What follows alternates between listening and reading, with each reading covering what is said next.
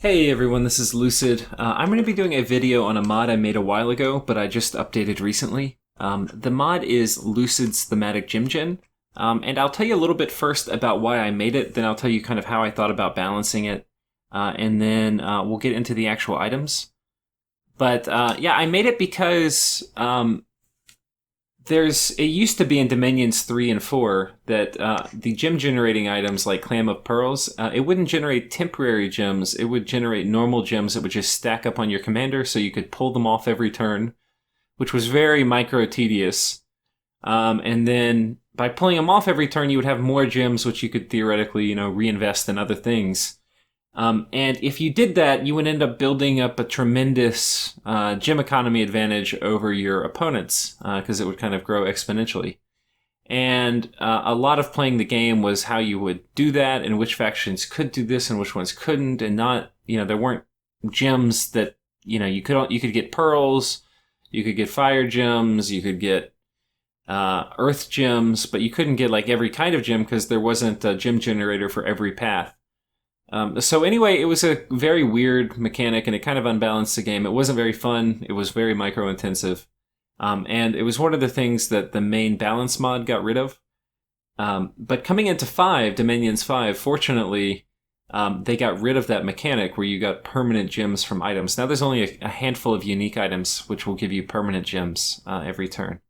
But anyway, so that was a good change they made. And I think that was kind of more in line with probably what they intended for that feature to be used for, rather than for just kind of generating economy on scouts. Yet, there's not gem generating items for every path, right? So the ones that come in the game, you've got the Clam of Pearls, right? So if you need Astral Gems, you can use, make that. You've got Fire in a Jar for fire gems. You've got Cornucopia for nature gems, and I think that's about it. Maybe there's one or two I'm missing. Water lens for water gems, wherever that is here. So there's a couple of them, and maybe I'm still missing one. But there's not one for every path, and there's not many gem generating items which give you lots of gems. And the problem with that is that what inevitably that will mean is if you're, playing in a mid or late game battle, you need to have certain gems on your commanders so that they can cast certain key spells like anti-magic or mass protection, or, whatever it is. And if you don't have that, then that can be the difference between winning or losing a fight. And that would be okay. But if you're playing against good players, one of the things they will do religiously is to do gem baiting attacks, where they will send, teleport a commander onto your army that will survive just long enough for you to get off, and it will have enough items or gems on it that you will get off most of your army script and thereby burn a lot of your gems. And then during the normal phase, when you were planning on an attack happening, your armies will bump, but you might not have the gems to cast your spells. So what you end up doing is you end up having to put at least twice as many gems on your commander as you think you'll need to account for the magic phase attack. The problem with that, though, is you can get attacked more than twice in a turn. Like if 3 different people teleport dudes onto you, and then they each move an army in to attack you, there'll be a series of battles one at a time, and you could be attacked several times, essentially, like 2 times the number of players that are in on this strategy. And it ends up, that doesn't really happen that much in games, but it can, and it has happened. And it ends up burning through a huge amount of your magic gems. So that is a problem with kind of weird, quirky, unfun game mechanics. Good players will kind of protect against it, but it's a not fun strategy. There's only a few ways to protect yourself against it, and one of the ways to protect yourself against that is with gem generating items, because they will be there for every fight. So the problem with gem generating items, I want to talk now about that was why I made the mod, to get rid of some of the tedious micro associated with ferrying gems around on scouts, which is not really fun in single player. So this kind of spruces up single player, I think, a bit, where you can now have your army go out and you don't have to worry about gems on it. In multiplayer, though, the exact balancing, and that's what we're going to talk about next, is much more important. Or not exact, but kind of rough balancing. Like I don't want these to be so ubiquitous that every army has them or every mage has them. That would be very, very counterproductive for the mod. But we'll talk about that in a minute. But the main goal is to make it less tedious and to get rid of a lot of the gem baiting tactics, or to give you options to deal with gem baiting tactics, whereas right now you don't really have any. Okay, so with that, we're going to talk about the balancing considerations. So when you put a gem generating item on a commander, and we're going to make a claim of pearls here, and this is just a little test game I have set up. But when you put an item like this on a commander, there are considerations, or we'll put it on someone else, just because. Put it on this guy. So when you put it on, there's a consideration that you have to make. One of the major considerations that you have to make is you're making a large upfront investment. So we're spending 10 gems, whereas if we just wanted, to cast it for a battle, we would only put 2 pearls on here. And you might say, well, it's not really that big of a consideration because, two Astral Gems is a lot for only, a 10 gem investment, and if it pays for itself every turn for 5 turns, then it will already have paid itself back. Well, there's a few problems. One is your dude can die, and if your dude dies before he casts a spell X number of times or uses that many pearls, then it was a bad investment.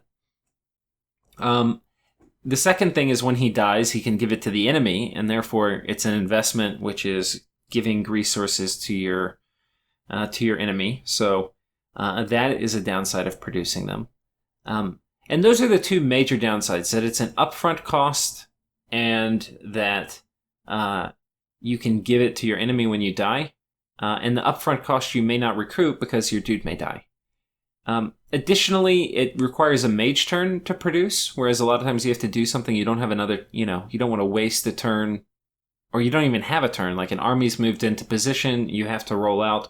Okay, well, you can't use a gem generating item unless you had prepared ahead of time. And then, it still takes a mage turn to forge it, which, if you didn't do that and you said, these gem gen items are overpriced, I'm not going to make any, I'm just going to use the raw gems. You don't have to waste a mage turn producing it. The second thing is the paths themselves may be difficult, and to have the right paths, you may be locking up some of your path boosting items. This is probably not one, but it might be. It's pretty hard to get water nature cross paths. There's only a few nations that have them, and they're pretty rare on indies. You have to find Jade Amazons. But anyway, so those are kind of some of the main balance considerations. The goal in balancing is I want the items to be used when you need to protect against gem baiting. In other words, when that's important. Or to be used in some circumstantially to kind of help with economy, right? And what I mean there is if you have an army which you're pretty confident it's not going to die, or you've invested so much in already that because of that, you're okay putting these items on your commanders as a form of kind of saving pearls or gems over the long run. Because you're expecting to get more than 10 uses off the item before that army or that commander dies. I think that's a very balanced way to kind of invest in economy, and in no way I don't think is that game breaking, because you can't farm that to reinvest it into making more pearls or anything like that. So anyway, those are kind of some of the main balance considerations. I don't want it ubiquitous. I don't want it everywhere. But I do want it to be situationally useful. So, and I've been using this in all my games for 2 years at least.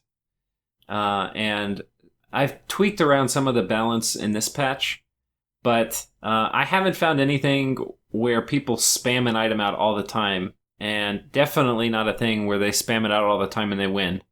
So there's definitely no major balance issues, though there may be some tweaking that it could benefit from. So anyway, with that, we will jump into the actual items themselves. We're going to start with looking at the fire items, and I've got it popped up where all the previous, like all the vanilla items are up here in the top, and then most of the modded items that are down here in the bottom, though there's a few exceptions of like new items they added into Dominions that got put at the bottom too. So we're going to talk fire first. So fire, we have two temporary gem generating items. One of them is the Elemental Apprentice, and he costs 10 and will generate 2, and will do a one-time casting of Fire Darts, which is a kind of weak spell, but, you know, it can do some damage. And with this, it's, I think, like, looking at balancing it, it's 5 more gems to get 1 more fire gem than a fire in a jar. The disadvantage of this compared to fire in a jar is that this one costing 10, you can only get a 2 reduction from having a hammer. So a fire in a jar you could potentially make for 3, but this you can only make for 8. But you can combine both of those and you can have, 3. So anyway, 3 fire gems in your inventory if you buy both of them. But anyway, so I think, this is probably a different way to access fire gems. We also have the Magma Scepter, which requires the Fire-Earth Crosspath, and it takes 15 gems total, and it gives you 3 fire gems. And it also summons a Magma Child into your retinue. So that is that. Next, we are going to go to the air items. And the first of the air items is actually an air nature item, and it is a fairy in a bottle. And the fairy in a bottle gives you 1 temporary air gem and 1 temporary nature gem, and it requires an air nature crosspath to make. So a pretty cheap way to get air and nature gems. But there's some kind of anti-synergy here because it's going to be a niche case when you have an air nature mage that wants to use both of them. Often you'll need an air nature mage to forge it. And then you will end up probably only using 1 of the gem types. So it's a kind of anti-synergy there, which balances out the rather low cost. But definitely good if you need both of those gems on 1 commander. But if you were just going to use it to get 1 air gem, you might say, well, this is pretty expensive at 10 gems total. Okay, next we have Storm in a Bottle. And this costs 15 air gems, but only gives you 2 temporary air gems. So you can see it's worse economy than the fire. And a lot of times is because air is, especially the air spells which require air gems, are really strong, like Mass Flight and Fog Warriors and Storm, a bunch of things. Anyway, there's a bunch of really good battlefield air spells. So anyway, that's why the price is increased. It also gives you a boost to air spell range, which is kind of just a little bit of flavor. But pretty expensive. It would be difficult to mass these, though you could certainly have a few of them in an army. And then finally, for air, we have a chest item, which is the Cloak of Astral Storms. And this will cast Thunder Ward at the beginning of the battle, and then it will give you 4 temporary air gems. And this is a very expensive item and requires a crosspath, so it's pretty difficult to forge. Honestly, I've only seen it in probably in like the past 2 years get used 1 or 2 times. So it's definitely not very common, but it's a very strong item. So yeah, I don't want to make it any cheaper. Normally when you see something don't get used, you kind of want to make it cheaper, but I really don't want to make this cheaper because 4 temporary air gems is really good.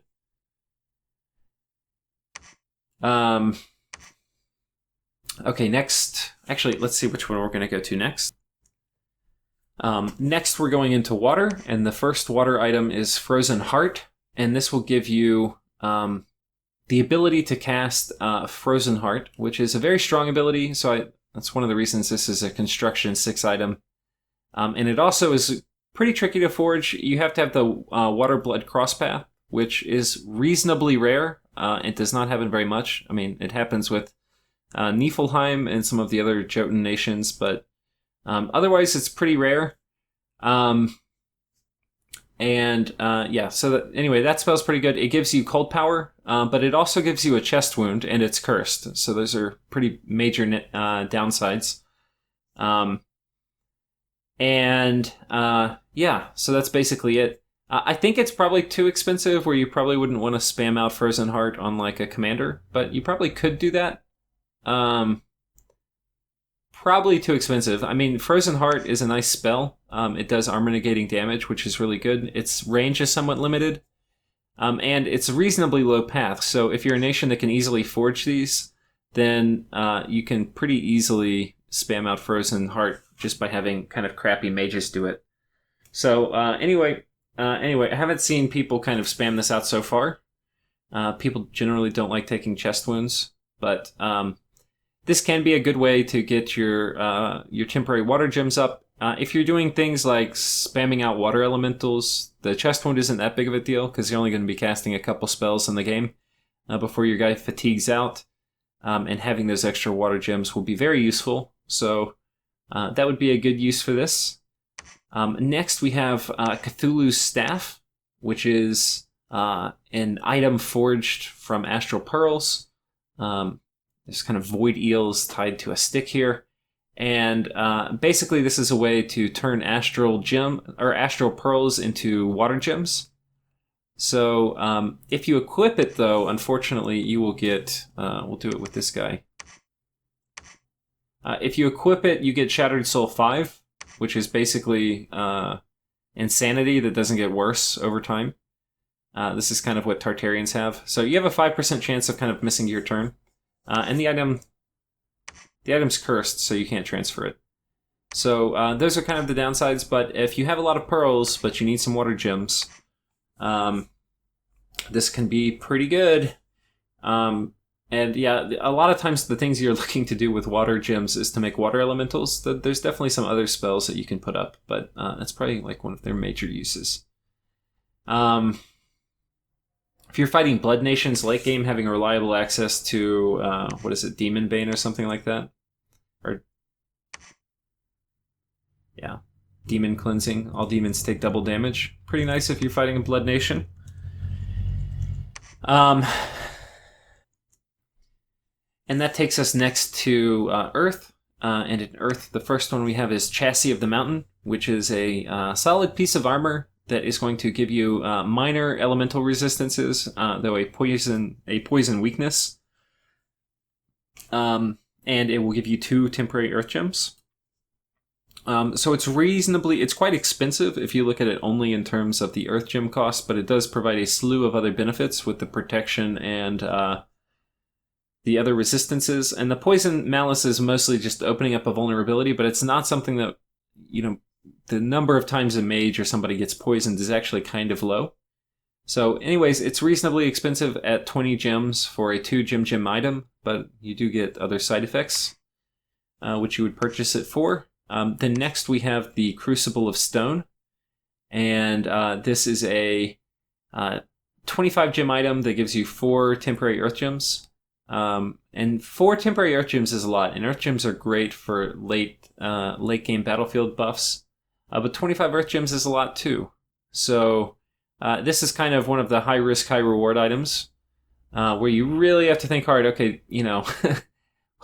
if you're going to be making this, you're planning on having some big battles. And how confident are you that you're going to win? Because if you're not that confident, it's almost always better just to put 4 gems on somebody rather than potentially give them a 25 gem item. So anyway, that is the Crucible of Stone, and that's the final of the Earth items. Next, we are on to the Astral items. And for Astral, we have the first one is Job's Bowl. And this was a little thank you item to somebody named Joe Brandon. And anyway, I ended up looking for what's something like that's like Joe Brandon that has some lore about it, and anyway, I picked up the biblical story of Job. So anyway, this is a kind of weird item. It is made with death magic. You need to be death 1. And it will disease and bless your unit. And this is kind of actually what happened to Job, if any of you are familiar with that story. So the disease is kind of the punishment, and the bless and the temporary astral gems are the reward. So anyway, it's really cheap though. With 5 death gems, if you have a hammer, you can get it for only 3. So it's a very cheap way to turn death gems into pearls. The major downside of that, of course, is that you're going to suffer disease. So if you have cheap expendable mages that are going to be joining a communion, because they're astral mages, then this might not be a bad way to kind of, in the short run, sacrifice a mage over the course of several turns, but turning death gems into pearls. So, kind of cool. And if you're worried about gem baiting, disease is only going to trigger once per turn, not once per battle, whereas you'll get this temporary astral gem once per battle. So, it is a good quick fix for gem baiting, especially if you don't have access to Clam of Pearls. The next item for Astral is Staff of the One God, which is a little tricky to forge. You need the Astral Nature Cross Path.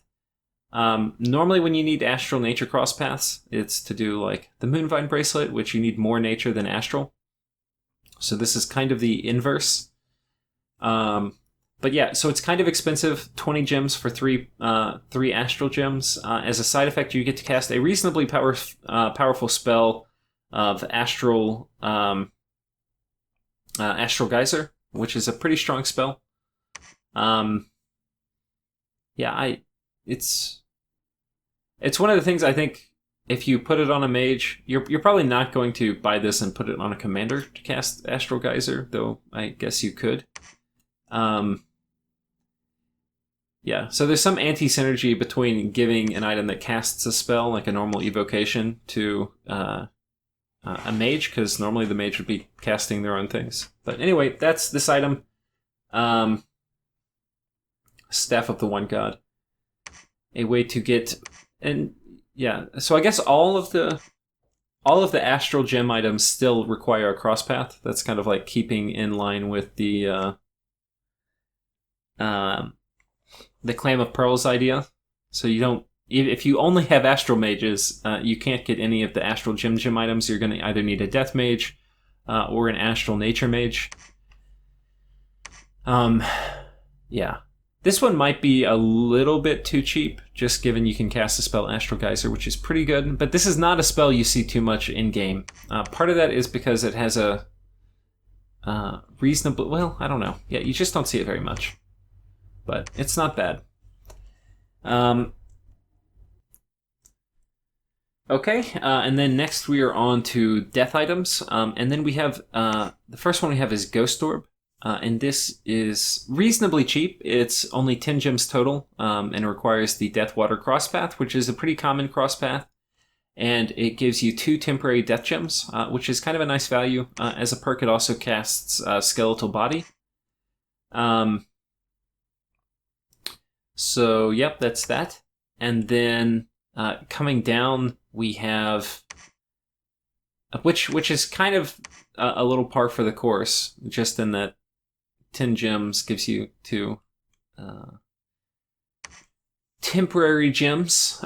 Coming down to Ancient Casket, we have basically another very high risk, high reward item. Start of the battle, it will cast Curse on somebody. You open up the casket and you get cursed. It will give you 4 temporary death gems, which is a lot, at the cost of 15 death gems and 5 blood slaves. So, yeah. There's not a ton of spells which require a large number of death gems. Like there's Bone Grinding and Undead Mastery and things like that. I've made this in a couple games, only to lose it after the first casting. So I have never had this thing pay for itself yet. So I'm very loath to increase the cost of it. And of course I was using it in like rare situations where I thought, oh, I'm definitely going to win this battle. Anyway, but this is one of the death items, and it requires the somewhat common Death Blood cross path. Okay, and that is that one. Next, we are on to Nature. And Nature, it has the Fariana bottle, which gives you 1 Nature cross path, or 1 Nature gem, but it requires the Air cross path. The second Nature item, which we haven't talked about yet, is Eye of Gaia. And that gives you 5 Nature gems, which is a lot, but it costs 25 and then 1 blood. So pretty tricky to actually forge. You also have Cornucopia in-game. So this would be kind of a niche use. It's cursed, that also gives you bark skin. So those are probably decent things to put on a caster. Don't have to worry about them getting shot or things like that with bark skin. But and it can, save you a buffing cycle slot if you need to. Anyway, that is that. Next and finally, we are on to Blood.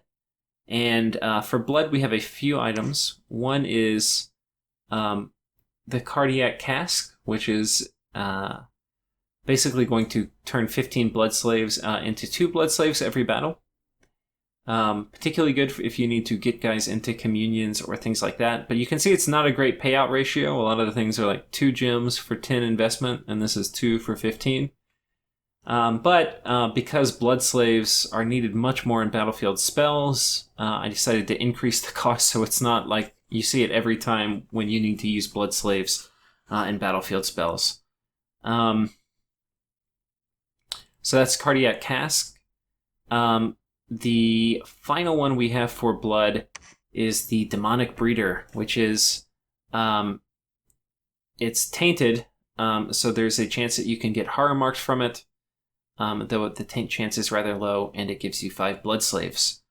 And it's at quite a cost. It's with it requires the Bloodfire Crosspath, and it requires a lot of Blood Slaves, 25 of them. So pretty tricky to forge. There's not too many. I mean, Abyssia obviously, but there's not a ton of nations with the Bloodfire Crosspath. So a lot of times, unless you have kind of a special way to get it, you probably won't be getting this. You'll probably be going with the Cardiac Cask.